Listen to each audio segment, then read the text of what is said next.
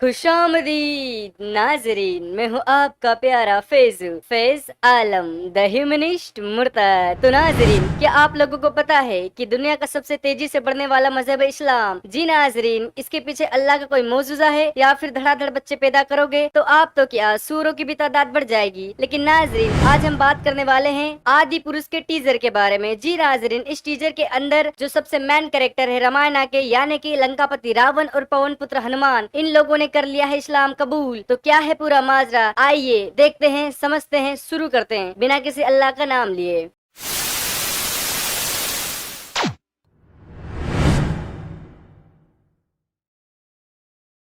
आप सभी का इस्तकबाल है मेरे चैनल में, और अगर आप चाहते हो कि आप मेरे थोड़े और करीब आ जाओ तो आप मुझे फेसबुक पर फॉलो कर सकते हो, जहां पर मैं आपको आपके सभी सवालों के जवाब दूंगा अगर वक्त मिला तो नाजरीन, क्या आप लोगों को पता है कि हमारा सैफू बचपन से ही अलाउद्दीन खिलजी और छपरी टिकटॉकर का है बहुत बड़ा फैन। तो हमारा सैफू ने अपने इसी शौक को अपना टैलेंट बना लिया और कहा मुझसे कोई भी काम करवा लो लेकिन लुक वही रहेगा जो मैं चाहूंगा। लेकिन नाजरीन, इस टीजर को देखने के बाद लोगों ने कहा कि हमने तो देखा है कि रावण काफी ज्यादा गोल्ड ज्वेलरीज पहनता था, सर पर ताज पहनता था, लेकिन वो सब तो हमारे सैफू ने नहीं पहना। तो ओम राउत जी का कहना है कि देखो वो पुरानी बातें हैं, ओल्ड इज गोल्ड होता होगा, ओल्ड जमाने में गोल्ड पहना जाता होगा, लेकिन आज नया जमाना है, टिकटॉक और यूट्यूब का जमाना है, तो रावण भी बिल्कुल लेटेस्ट होना चाहिए। इसीलिए हमारा सैफू का हेयर कट और दाढ़ी बिल्कुल लेटेस्ट है। अब मुझे समझ में ये नहीं आ रहा कि भर भर के जेल लगाने के बाद भी मेरे बाल कभी खड़े नहीं हुए, लेकिन हमारे सैफू ने जो कि रावण बने हैं उस त्रेता युग में कौन सा जेल लगाया था कि इनके बाल खड़े हो गए, मुझे भी बताएं ताकि मैं भी अपने बाल खड़े करूं। वो कौन सा जेल है प्लीज मुझे बताएं। और दूसरी तरफ हमारे रावण ने लगाए हैं आंखों में लेंस जो कि हैं बिल्कुल नीले नीले। मैं कहता हूं कि उस जमाने में कौन से लेंस थे, किस ब्रांड के लेंस थे, मुझे भी बताएं ताकि मैं भी नीली नीली आंखें करके ऐश्वर्या राय बन जाऊं।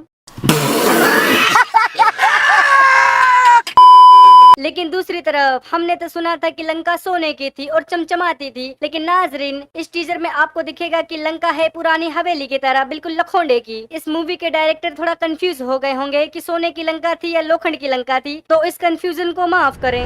लेकिन नाजरीन, मेरे एक हिंदू दोस्त ने मुझसे कहा कि फैजू तुझे पता है कि दुनिया का सबसे पहला एरोप्लेन किसके पास था? मैंने बोला किसके पास? तो उसने बताया कि लंकापति रावण के पास दुनिया का सबसे पहला एरोप्लेन था। लेकिन नाजरीन, इस टीजर में मैंने जब देखा कि हमारा सैफू एक चमगादड़ पर बैठ के आ रहा है तो मुझे समझ में नहीं आया कि किस तरह का एरोप्लेन है, या फिर इसी को पुष्पक विमान कहते हैं। खैर नाजरीन, तो आपको पता है कि हनुमान जी का किरदार किसने निभाया है? तो दिल थाम के बैठिए, क्योंकि वो है fabulous actor, talented actor, multi talented actor, the one and only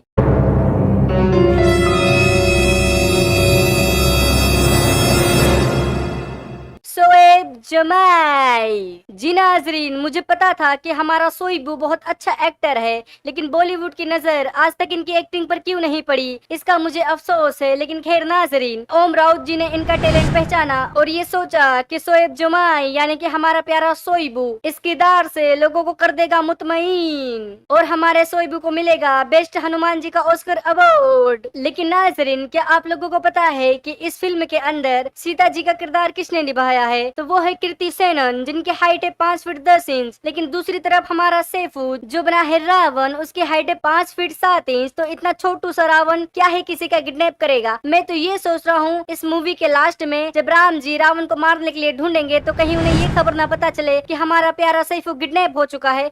sorry sorry sorry sorry sorry.